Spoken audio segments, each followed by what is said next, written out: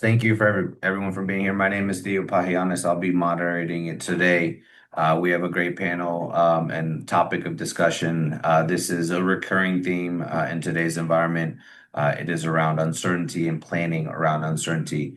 We'll be sort of discussing kind of keeping the finger on the pulse of what's going on in the landscape, and then also sharing some real world situations and thought leadership and what seems to be working. So I will turn it over. We're gonna play. I like to always typically start by playing a little tag here with our panelists. So I'm going to randomly choose one, and then they tag someone else. So Vicky, I'm going to tag you, and then go ahead and toss it over to the rest, and then from there we'll get kicked off if you want to choose yourselves. Yeah, thanks, Theo. I'm Vicky Schneider. I'm the Chief Strategy Officer at the American Institute of Architects. I've been there about 3 years and just wrapped up strategic planning with the help of Brighter Strategies and Payal. And I will toss it over to Martin.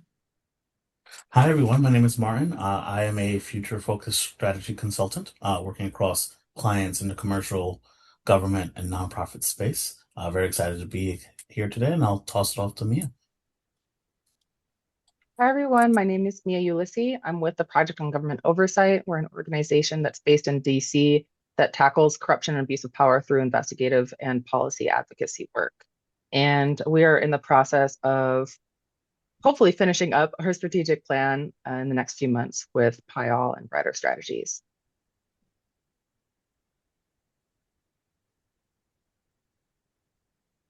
Do I popcorn it? Who do I popcorn it Kyle, to? you I want think I'm I think I'm the last one. So hi Okay. everybody. I'm the mentioned Payal at Brighter Strategies. It's nice for everyone to be here. Brighter Strategies is an organizational development firm. We work with socially minded and mission-driven organizations on all kinds of things, including strategic planning and metrics and evaluation work and people and culture. And I'm thrilled to be here with this panel with some of my favorite clients and favorite consultants. Fantastic. So let's toss it over to you, Vicky, and maybe we can thank you for all sharing. Let's discuss a little, dive into some of the uncertainty, especially with it being high right now. What are some of the things that you've seen that are most important for leadership, or maybe what you've learned recently in your sort of creation of the strategic plan? You could share that, and then we'll go around the room. Yeah, thanks, Theo. Well, most recently in our planning process, our last plan focused on two high-level goals, climate change for human and ecological health and equity in the profession of architecture.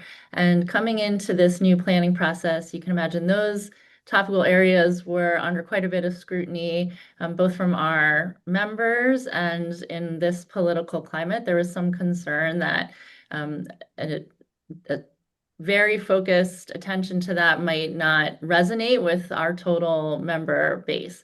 So we wanted to still demonstrate as an organization that those were priorities to us as a profession, while really responding to what our members were saying about what their concerns were right now, which are really around the prosperity of the profession and their ability to kind of keep the doors open on their business, and the ability for them to advocate for themselves and articulate the value of the architecture profession during this time.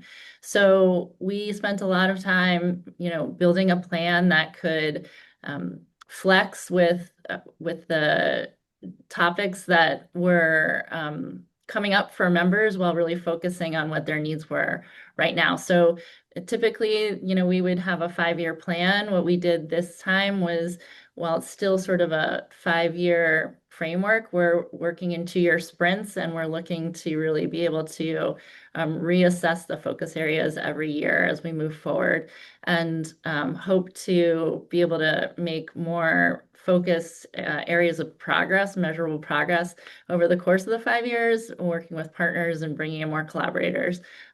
So it's a little bit of a different approach than we've taken in the past, but we think that this will help the plan resonate more in a more actionable way with our membership.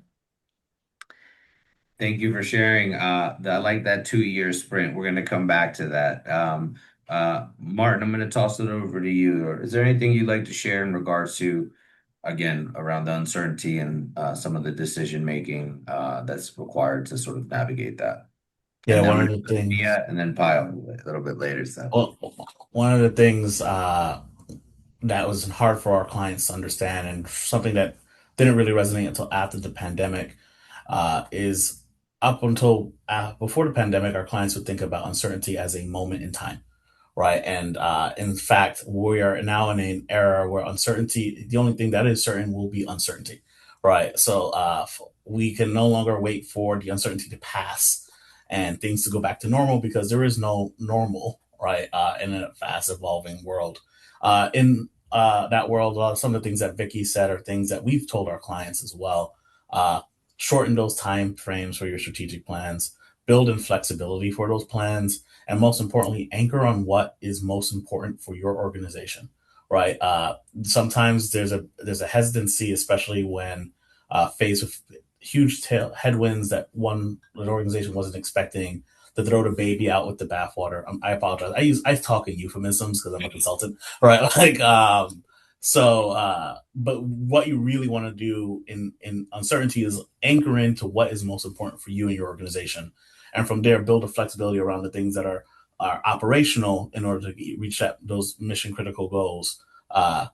To build that flexibility and be willing to make changes on the fly in order to address the needs that are in front of you. thank you. Mia, would you like to chime in? Yeah, I think I would like to echo Vicky and Martin in terms of the shortened time horizon. Our last strategic plan was a 5-year plan, and that was also at a time where our political environment was very different, and the way that people politic was very different. And so we did opt for a shorter time horizon of 2 years, and I think that that allows us to think about what matters most for our organization in terms of the work that anchors us and roots us, while creating opportunities for us to think from a place of innovation of how we can really tackle the uncertainty that comes at us every single day. Um, I think one thing that was really helpful for us when we're thinking about the level of uncertainty that we face in our field was doing a solid bit of discovery and analysis of what our challenges are internally. We did a SWOT analysis with Payal that was really wonderful, that identified our strengths, our problems, our opportunities, our threats. We also did external stakeholder interviews with board members, with some additional stakeholders that are outside of our sphere of our organization that have both their own perspective of our field and our work, as well as their own perception of our organization. And I think that that has been really helpful in rooting our organization in really making sure that when we're looking at the possible goals and strategies that we want to come together around, are they actually addressing the challenges that we are struggling with the most internally or externally? Are they actually getting to the opportunities? Are we protecting or hedging ourselves against imminent threats that could have real life repercussions to our organization's sustainability?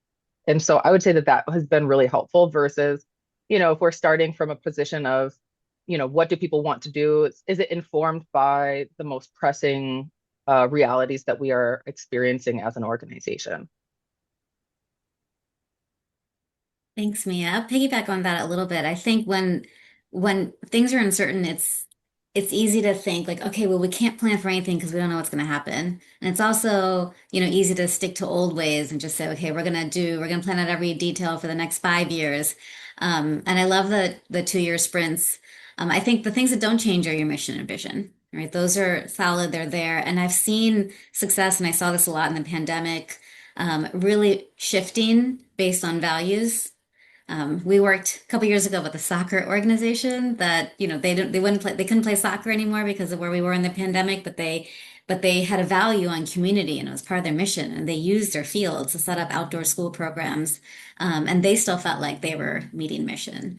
And it's only because they had a very strong foundation of mission, vision, and values that they could pivot in that way. And I think that's important. And really realizing once the planning process is done, what do you do next? When do you decide that we need to do a brief SWOT analysis because we know that in your cases like yours, Mia, the political environment has a huge impact on us. So this changed. So which strategies of ours does that change exactly? because it's rare, even in major shifts, that your entire plan blows up.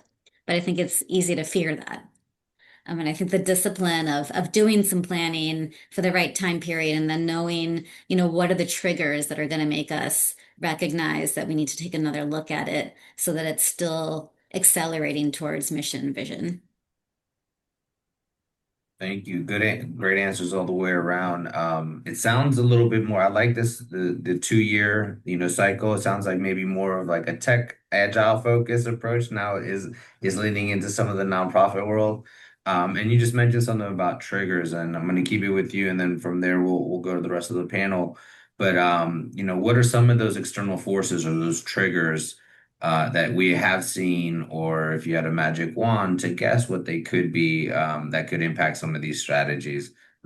We don't have to dive too much into the future because who knows, but maybe what are some of those triggers that we have seen recently, Pyle, and then we can go around the panel. Sure. I mean, this might sound obvious, but major changes in the funding environment can have a major effect on organizations depending on how you're funded. And then it's a quick look at, well, what are we prioritizing now? Do we need to shift our funding strategy? But that's a long term. But what do we need to focus on to accelerate progress from what we have, and how do we prioritize? That's one thing. Obviously, the political landscape and election can, depending on your organization, dramatically change things or not. And that's important too because it doesn't always change things. So those are two major triggers, and then a little bit more gray. But this idea of like things that are happening or a change in the conversation and the external environment that suddenly makes pieces of our work more visible and more targeted than they used to be. And that's not always clear, but whether it's healthcare or architecture or politics, there's sometimes it's like, oh, suddenly there is like a really significant eye on what we're doing. Like DEI is a good example of that. Suddenly became political. Um, well, I used to work in cancer, and we used to think a lot about end of life care, but suddenly that became death panels. And so then we had to think about, oh, now this has become really politicized. We need to like recognize that and then be really thoughtful about how we do this work, and whether or not the risk is worth it. Thank you. Mia, would you like to jump in? Sure. I would, as a nonprofit, I would absolutely echo that the funding landscape has changed very dramatically, both in terms of what funders are funding. A lot of organizations have felt increased strain from the decreased federal funding almost overnight. And that has put a lot of organizations into a state of true financial crisis. And so there are a lot of foundations that are trying to help keep organizations afloat, which means that for some of their regular grantees, that means their award amount might be a little bit lower, and can kind of spread some of that pressure on to organizations to think about how they diversify their fundraising strategy and to generate revenue in a way that keeps them stable. I would also say some external factors. I mean, for us, especially the political environment, the way that politics are operating, I think that especially from the perspective of government accountability, you definitely see partisan politics play a role, but it has become increasingly more polarized, and it has made our ability to think about what reasonable outcomes and impacts look like in a world where, the way that politics is done in our country has been foundationally and forever changed. And kind of like to your point of, we're in a place where there's perpetual uncertainty. Like there is this cloud of, a question mark that we're still having to mobilize our organization through, which can feel really difficult. How about you, Vicky? For us, we are thinking about our responsibility to the public as folks interact.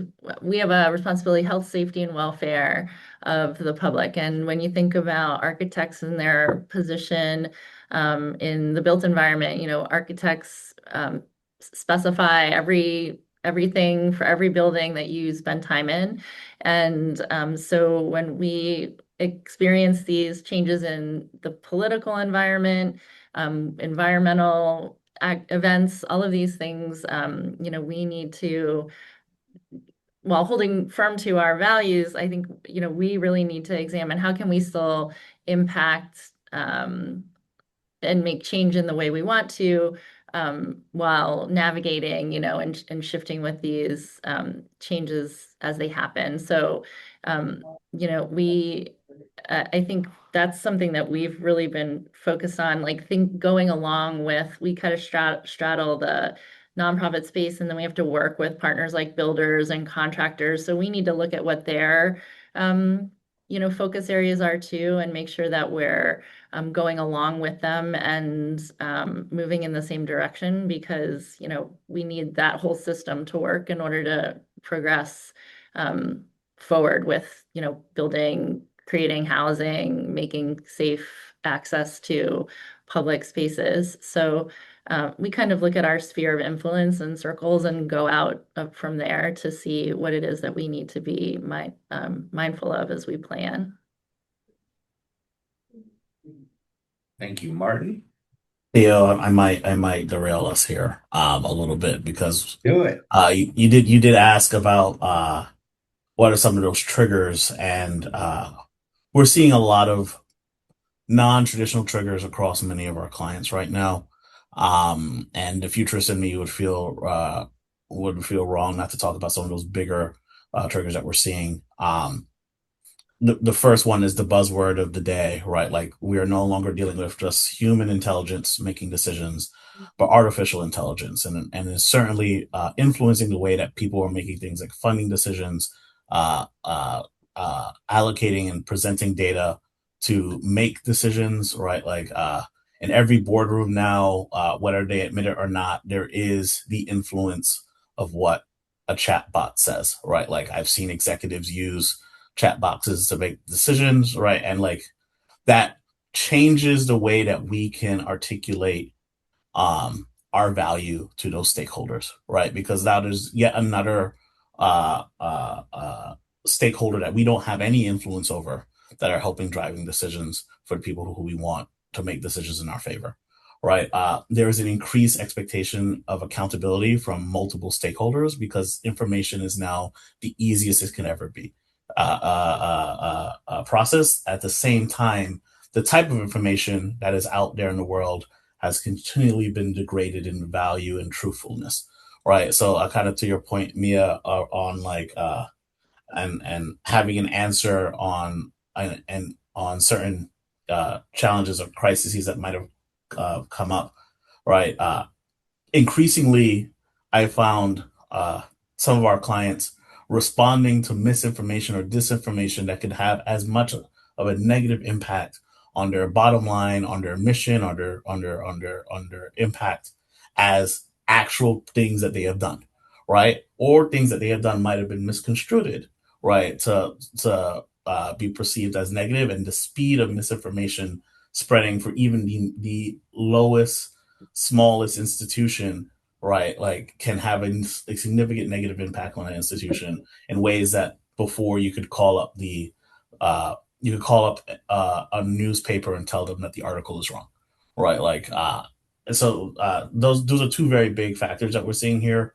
Third one is the increased globalization. Globalization has been in the news since forever, right? Like, but the speed and pace of how closely the world is being knitted together, in increases opportunities for everyone, but also increases significant risk, whether that be the attention, a security risk, or especially I think through a cybersecurity risk here, or it increases the reputational risk, right, that your organization might be facing, right? These are three trends of many, right? Like, but to articulate once again that things are moving quite quickly, right? And a lot of these trigger points that are affecting organizations sometimes comes from areas that you don't even expect, right?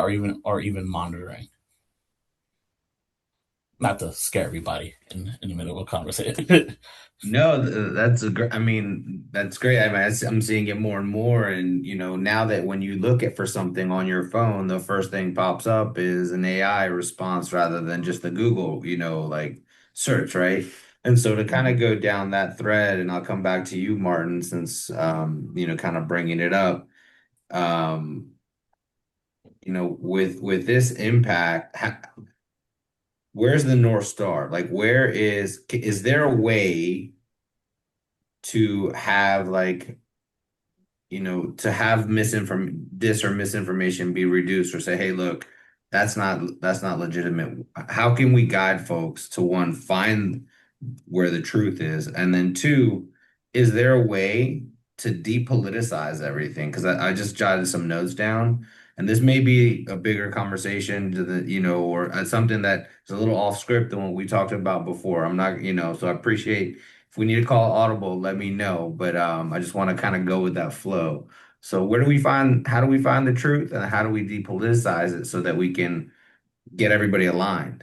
Because I think there's more in common than we have in difference. So I'll let you kick that off and let everyone marinate the thought for an answer. So sorry for the So what curveball. I always tell our clients is, you can't go. You have to have a very strong sense of self as an organization, before you go out into the world and try to navigate these fields of uncertainty.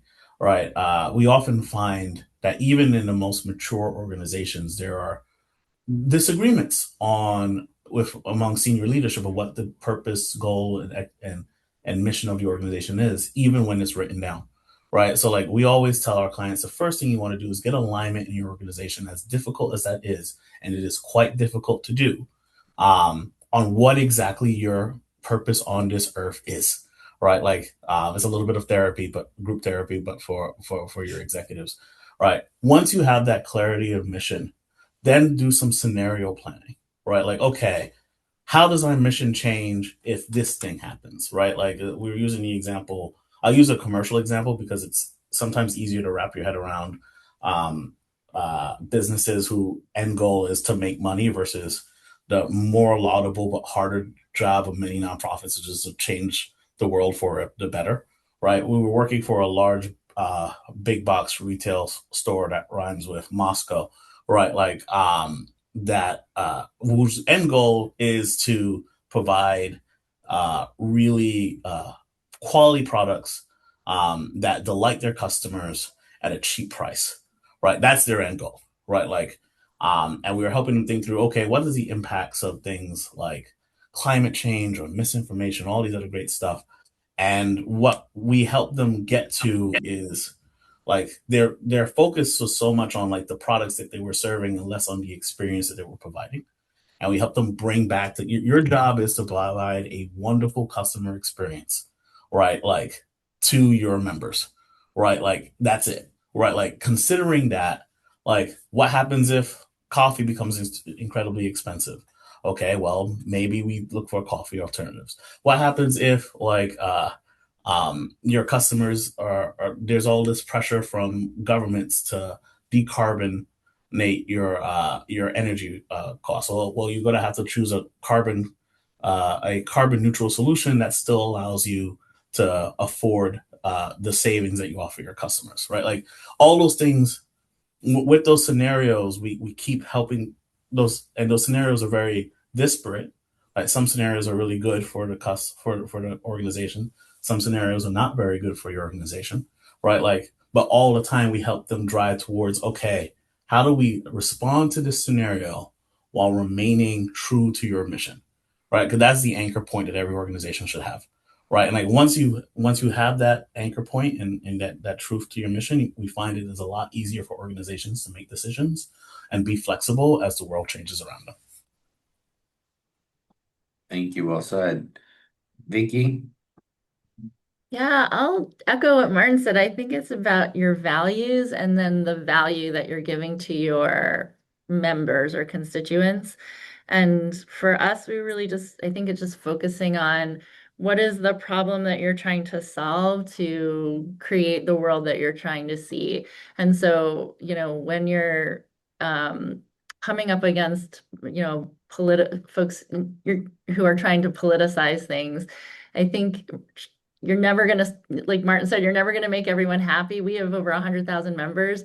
There are always going to be folks that are saying we're too political one way or the other, but ultimately we're trying to keep this end goal in mind. And, that's how we explain the decisions we make as a leadership group. Um, and from the plan perspective as well. Like we're always trying to progress the profession and our organization towards this end goal that we've agreed upon is part of our core values. And we want to provide our members with the tools they need to, be as successful as they can in the profession. So I think that's where you really have to anchor your decisions in your values. Thank I you. love that. I love the leaning in on values, Vicky, to help really decide. Even Theo, you said like, what do you do? How do you depoliticize? But sometimes you choose not to, depending on what your values are, and that's a choice that a leadership team makes. That's really based on the higher pieces of their strategy and to Martin's point, to who they are as an organization. I love that. One way that I help organizations think about um, future scenarios is through a risk management and really thinking about, because you can overplan, so not planning for all of the future scenarios, but thinking about which ones are likely, which ones could happen, and if they do happen, what will you do if they happen? How will you pivot in this if something you think is going to happen, like maybe the price of eggs are going to get really expensive, or the election is going to go in this direction, whatever it is. Like if that happens, what does that mean for you? And being able to um, see some of that ahead of time, but then also not plan for every future scenario because that can make you feel stuck and like you can't do anything. And so really being mindful about um, just focusing on the things that you are prioritizing and planning for what you think is likely. And I'll put a plug in for a tool that ASAE offers called Foresight Works that does provide some framework for scenario planning and exercises that can help you think in the way of a futurist. Thank you, Vicky. Yeah. For that. Mia, any thoughts on Yeah, that? I think for our organization, the nature of our organization, like we're a political organization, so we definitely choose to lean into the fact that our work is deeply and inherently political. Um, the difficult part right now in our current climate is that what somebody considers to be partisan, regardless of what way it leans, has been, I think, challenged in a way that we haven't experienced before in the past. And I think when we're thinking about, at least for our organization, some identity markers that are really important for us, it's really important that we maintain our nonpartisan identity. It's very important that for the advancement of our efforts, especially on the policy and government affairs side, that we're seen as a credible source of information that conducts our work, whether it's our investigative work, our programmatic work, our policy government affairs work, that we're doing it with this strict and stringent intention of nonpartisanship. But nonpartisanship does not mean bipartisanship. And that I think can be a struggle where, depending on the actions of what we are seeing in the current moment, sometimes it can be perceived and skewed as partisan. And so then it becomes a challenge to think about how do we find ways to expand, maintain, and retain audiences that in the past it was easier for us to have support and visibility and credibility across the political spectrum. But now it feels like our work to really dive deep into what a corruption and abuse of power looks like at a federal level, sometimes it can be perceived and skewed as partisan. Though we do find and we see it across the political spectrum within the two-party system, outside of the two-party system. And so the way that we strategize around like the strategies that we take on to roll up to our goals have to take that in mind, because the difficult part is we don't get to control perception entirely, but what we can do is we can make sure that we're communicating what our processes look like, the rigor that is involved in ensuring that our work is factual and evidence-based, and to create spaces and opportunities for us to be able to bridge different divides that we've been experiencing over the last year and a half. So I'm glad you shared that last part because my follow-up question to you was going to be, how do you let people know that you're not like, if I say, hey, I got this information, it's a nonpartisan sort of environment that I pulled it from, like the perception, maybe like, hey, it's still influence skewed. So is that like communicated front and center, from a marketing perspective, on the, front page, this is how we are, or what are some ways that you're letting people know, and like maybe a little deeper dive on what you just touched on there? Because I'm personally, I see it all the time. I'm looking for that information so that we can have honest conversations in the marketplace that are not skewed by partisanship or politics, influence one way or the other. Yeah, I think the first part is that it does kind of depend on where people's starting point is of how they view the world. There are people that are going to be on extreme sides of either part of or spectrum or 3D galaxy of our political world of how people lean. And Mhm. there are some people where you might produce something and say, this is, we know with every fiber of our being that the way that we've conducted this investigation is through a nonpartisan lens that really investigates from a perspective of looking at the facts, looking at the evidence, and they might absorb that content and still come to a conclusion that it feels partisan to them. And so there's some people where your perception just can't be changed. I think for us, we try to balance between, what our audience being comprised of people who are willing to take in that information and to see it from a perspective of nonpartisanship, as well as those who are on the edge or the cusp where they may not be fully on board, or they might have, their own inklings that could lead them to a partisan deduction, but that they're willing to take the information and to really make their own determination. And I think that focusing on reasonably who you can shift perceptions of and who you can't, I think can help you so that you don't feel like you're just eternally spinning your wheels, because you can absolutely just spend forever trying to change people's minds that can't be changed because it's a choice. But in terms of how we do that, how we signal it, it depends on the product. Like we have analyses, we have fact sheets that are meant to show the rigor of how we're analyzing our policies, basically showing our work of how we're coming to the reasoning of why we're attaching our name as an organization to particular policies that we're producing and suggesting at the federal level.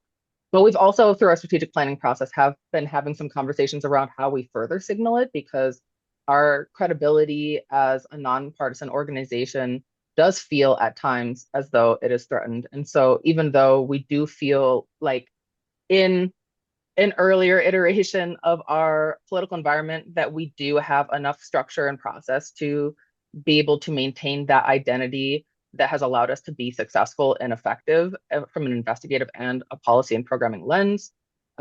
We are having those conversations like literally at this time, exactly in this moment this week, around what that looks like to continue to strengthen that so that we can further signal to people and that they can also have access to some of the perspectives that we have internally around how we go about our work to be able to produce an output that feels like it is authentically nonpartisan. Thank you. There's a word that popped out and that I like a lot, rigor, right? It's the driving force. I'm going to toss it to the panel, maybe Martin or Vicky or Payal, if you could share what you've seen, in some of maybe in your organization or other organizations, how they are, according to their mission, how they're leveraging the rigorousness behind it, or what they're doing to stay true to it so that their output is completely authentic. Maybe some. Go ahead. I keep coming back to this. To survive the future, an organization must have a strong sense of self, right? And that sense of self should be informed by not only a lot of introspection, but also with a lot of research. Organizations that I find that we find are most effective at navigating change are ones that uh, not only say this is our mission, but like back up this is our mission because of XYZ data points that we have pulled or XYZ experiences that we have, right? That inform our decision making into the future, right? And a lot of that a lot of testing that comes through the strategic planning that I mentioned before, that thinking like a futurist, I think Vicky mentioned before, constantly pressure testing your strategic plans, your vision of the future against potential scenarios. And again, as a futurist, I always tell my clients, I am not a soothsayer. I cannot tell you what is going to happen in the future. I can't even tell you the 5 things that are likely to happen in the future. What I can do is give you a bunch of different scenarios across the spectrum, and you can test your plans against those and see where the commonalities occur, where you're successful, and have that be your anchor point, right? Like the goal for future planning isn't so that your organization is future proofed.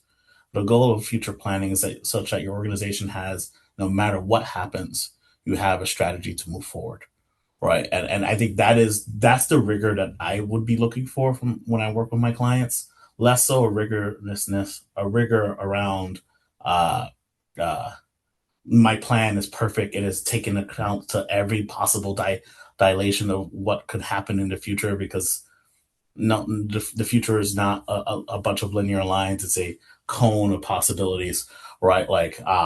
Instead, it is something that says no matter what we put against this plan, it is flexible enough to respond to what happens while making it while we still feel like we are essentially the type of organization that at our core we want to be.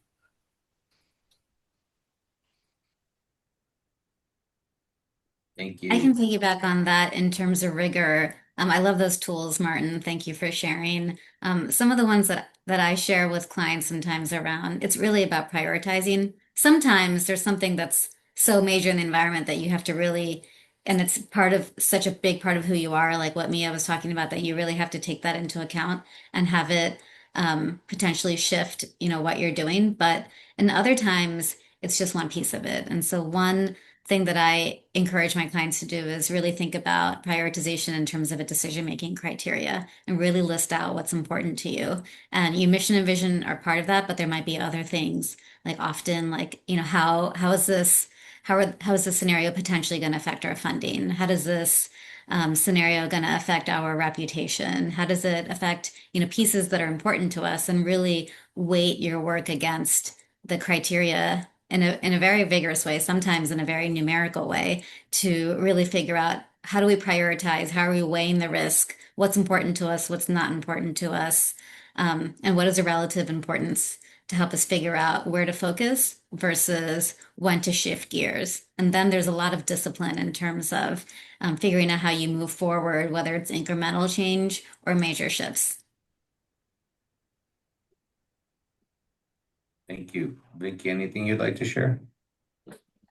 I think what I'll share is mostly going to echo what Payal and Martin said, but we, as I mentioned before, our organization really prioritized and valued climate and equity, and so our approach, while we added some priorities to this plan, our focus on those two did not dwindle, and I think what we're positioning to our members is that those two elements are core to the success of the profession and part of our responsibility as architects. So, we are, again, building climate friendly or whatever language you want to use, buildings, architecture is, part of good design. It's integral to good design. And so good design is part of our ethical responsibility. So whether you want to call it resilient or regenerative or whatever the term of the day is, it's not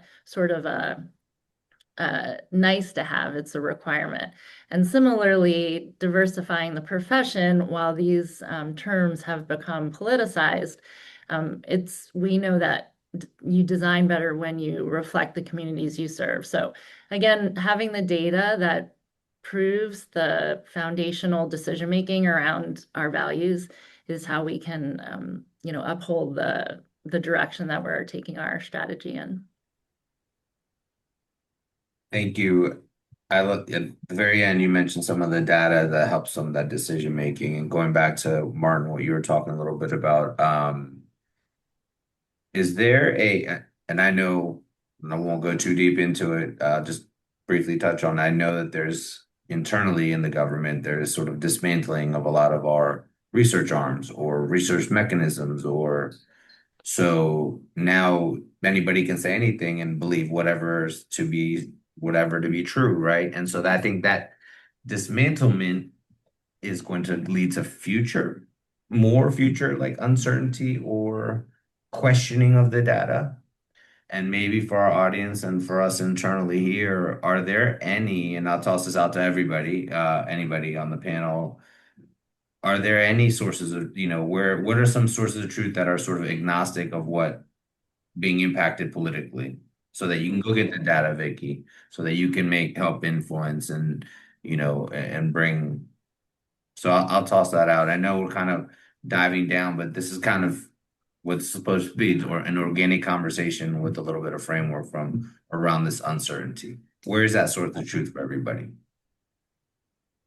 This is something I've been thinking about a lot because like it seems amongst me and my colleagues that um the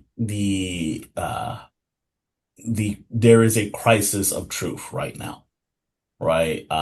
And it will only get worse as we rely on new tools that may or may not be telling us the truth, right? Like um with that said, uh sometimes and this is gonna sound like I'm gonna sound like a Luddite as a futurist, so I apologize.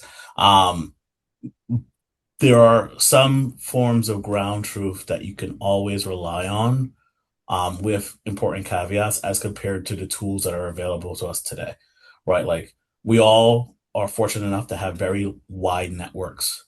What that means going directly to your customers or your members or your people that you serve and asking them exactly what the pain points are, investing more energy and time in getting that primary source information to justify what's happening in the world around you. Continuing to ground yourself in not what you can search, but what you can see, right? Like for now, we could believe what our eyes tell us, right? Like even sometimes even that is beginning to get questioned, right? Like if based on some of the innovations in video and audio, artificial intelligence.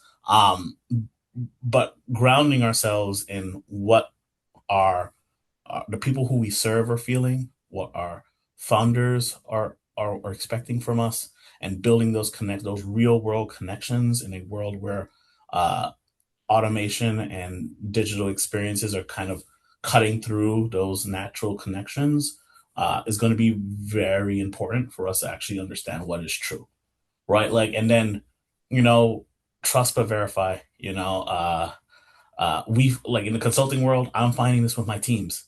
Sometimes my analysts will bring me things that sound good on paper, and then I read it the second time and the third time, like, wait a second, I don't think that's true. And then I says, where's that source coming from? And then before long, we figured out that source was cited from some weird AI thing, and Lord knows where it got it from, right? Like, having that skeptical eye, asking second, third time over, is this true?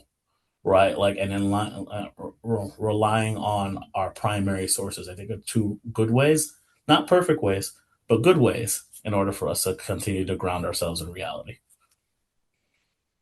I love that, Martin. I also think that my clients are the source of truth for a lot of people, because they're trusted by their constituents and their membership. And two of you are here where you are the source of truth, and it makes you more important than ever before because it's hard to find it on the internet now. We don't know what's real. We don't know what to trust, but we know that AI is not going to lie to us. We know that Pogo is not going to lie to us, and we trust them. And so we're just going to go there and maybe trust but verify. But how do you show that you know what you're collecting? But I think my clients are finding, and I'd love to hear your thoughts on this, that's even more important for them to have the right information, and to be communicating it because it's hard to know where to go these days. Yeah, we are, we choose our collaborative partners carefully. We're right now trying to elevate our research and data and continue to collect it in a meaningful way and just ensure that it's accessible to make to our clients or to our members' clients, and that they're really able to apply it to, the scenarios that they need to make good decisions and help tell their story.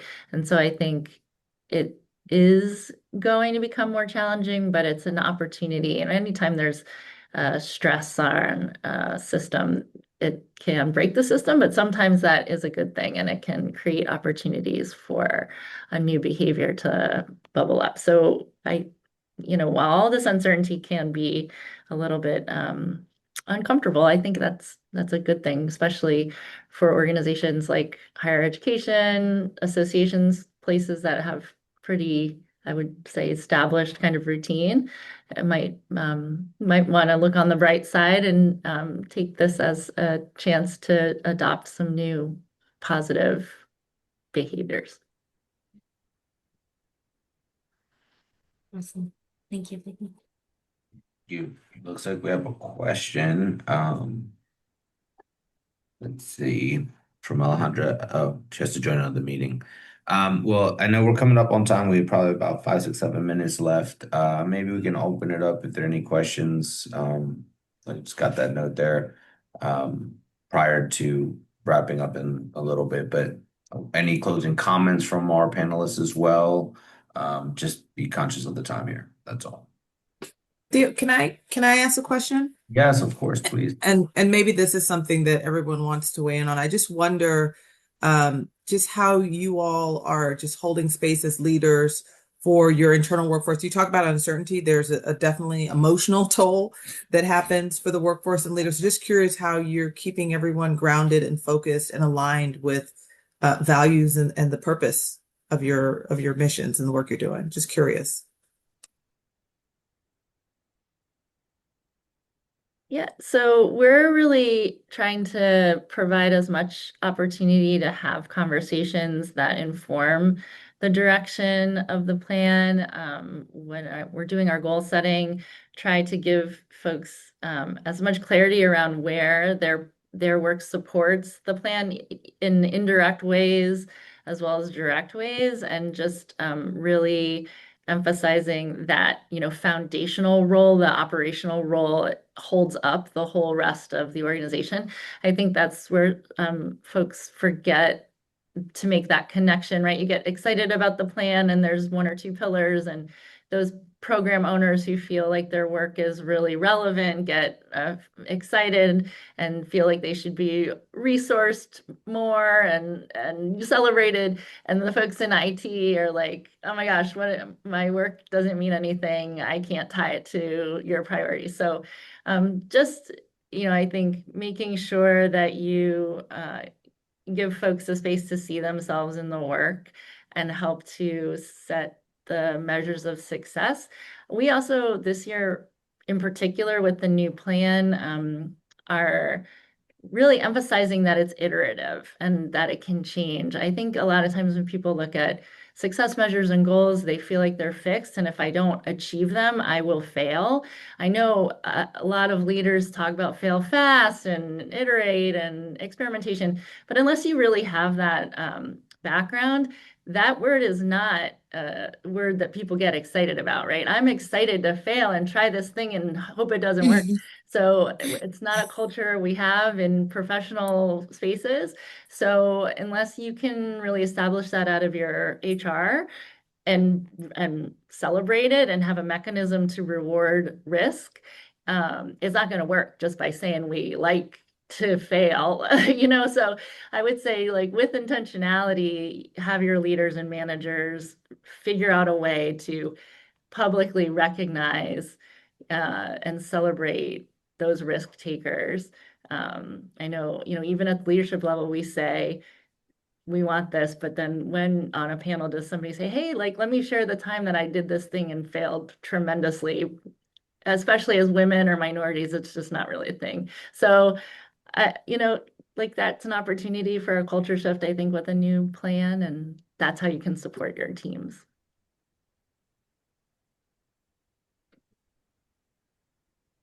Yeah, I'll double click on that and say, in my experience, the best organizations to navigate through this change is to continually communicate with their team how the decisions they're making aligns with their mission and their vision, right? And then Vicky said it eloquently, like allowing everyone in the organization to see themselves in that mission and vision, such that like, yeah, sure, IT staff might not be directly aligned with what that mission is, but like the work that you're doing impacts the mission in this way, right? Like so, and it's easier said than done. I've probably seen this done successfully about 20% of the organizations I work for. Like so, but for those organizations that were successful, they were very intentional and making sure that that constant messaging was shared across the organization and was disseminated across multiple sources of communication. Thank you, Martin. Every now and then, after a strategic plan, I get to work on the change management component of it, and I integrate all of what you're saying and what Vicky's saying, like into that. Like who are all the people that we want to talk to about this strategy? What do we want to make sure they know?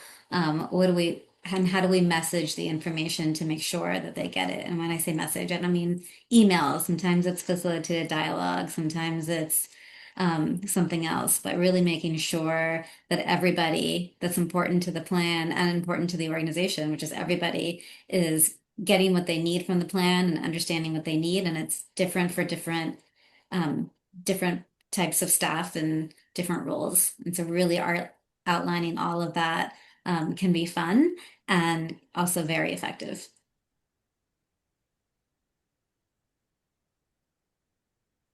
Yeah, I think our organization is definitely struggling with the emotional toll that this uncertainty is placing um, on everybody's workload, like whether it's a fundraising perspective, like a security perspective, our policy efforts, and people feel like they're spinning their wheels and hitting walls. And I think one, from like an org culture perspective, affirming to people in a time of uncertainty like this that, we recognize it's not, to Vicky's point, if there isn't a culture of being able to communicate that failure is okay, or that, the fact that we can't move forward on certain initiatives doesn't mean that we're also failing, because there's a number of reasons why something may not be working.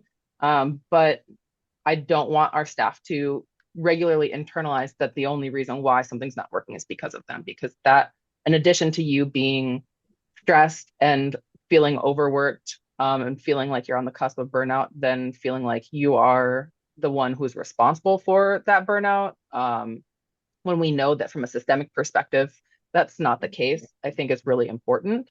And at the same time, creating space for us to have really hard conversations around what we say no to, whether it's not right now or it's just a hard no, I think is really important, because even though we recognize that we can spin our wheels, that we're feeling frustrated, that we're, sometimes you just gas out, there still is this desire to do as much as humanly possible.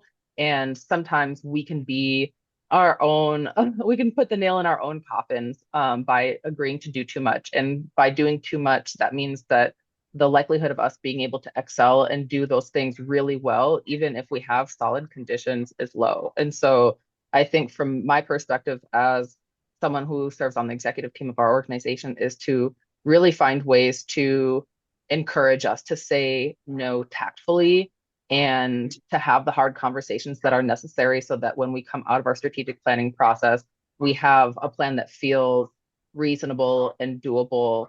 Like, I want us to have innovation. I want us to lean into the possibilities, but I also want us to be really cognizant of the size and the capacity of our organization. And Thank that you. feels like a great closing comment. I think some appreciation happy hours may be in order then, it sounded like. Mhm. But yeah, thank you. I just lost my